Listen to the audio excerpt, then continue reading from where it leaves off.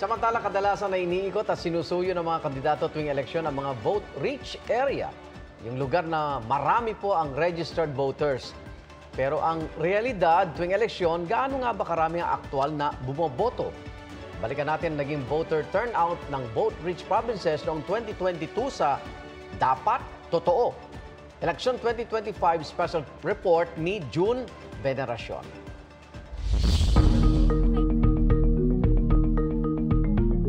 Isa ka ba sa halos 70 milyon na rehistradong botante ngayong eleksyon 2025? 4% ang itinaas ng bilang na yan kumpara nung eleksyon 2022.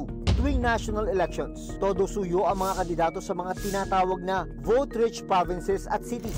Bakit hindi? Kung ito ang magluluklok sa kanila sa inaasam na posisyon. Sa nakaraan, tsaka kahit na hanggang ngayon, ang isang kandidato, unang-unang tinitingnan niya, ilan ang botante, saang lugar, dahil ibig sabihin, mahalaga para sa isang kandidato at kung saan siya magbibigay pansin ng atensyon ng pagkakampanya niya.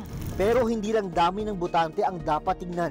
Dapat din silipin yung mga lugar na mataas ang voter turnout o yung aktual na bilang ng mga bumoto.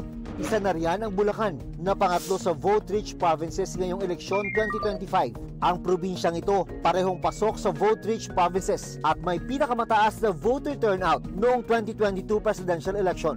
May ilang probinsya rin gaya ng Davao del Sur na top 13 sa vote-rich provinces ngayong 2025 at Laguna na pasok sa top 10 vote-rich ngayong 2025. Nabagamat mas mababa sa national average ng voter turnout na 84.2%.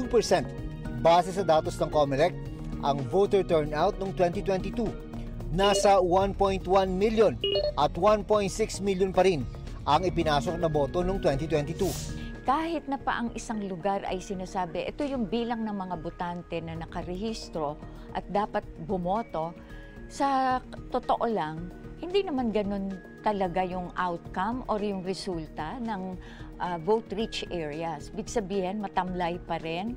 At yun, kailangan nating intindihin. Bakit matamlay? Bakit ayaw bumoto?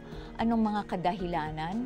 Kahit na ang isang region, isang probinsya, isang lugar ay vote-rich. Isang dahilan siguro kapag walang labanan doon sa area.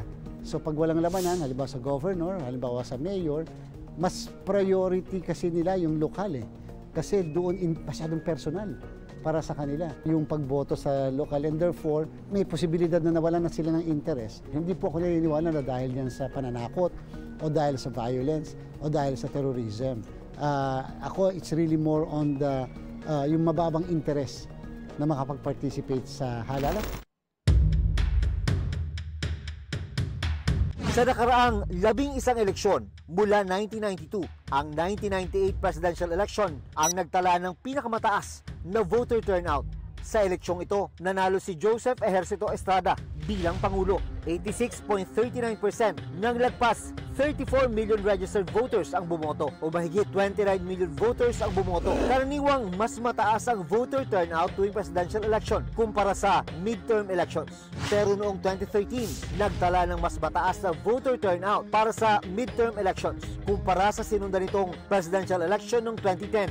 Sa nakaraang 5 automated elections, mula 2010 hanggang 2022, pinakamataas ang voter turnout noong 2022, panahong nanalong presidente si Ferdinand Marcos Jr. 84.2% o mahigit 55.4 million sa mahigit 65.8 million registered voters ang bumoto. Ang COMELEC umaasa na magiging maganda ang voter turnout ngayong eleksyon 2025. Sana nga umabot man lang tayo kahit 70%. Yung 70% ay napakasaya na ng Commission on Election. Kung hihigit pa dyan, siyempre, talagang saludo ako sa sambayan ng Pilipinos. But then sana, tulong-tulong po tayo. Ng kabataan lalo na. Kasi sila po ang 40% ng ating mga botante. Ang laking puwersa noon. Kasi nga, ang pagboto hindi lang para sa nakatatanda. Mas lalo sa mga bata.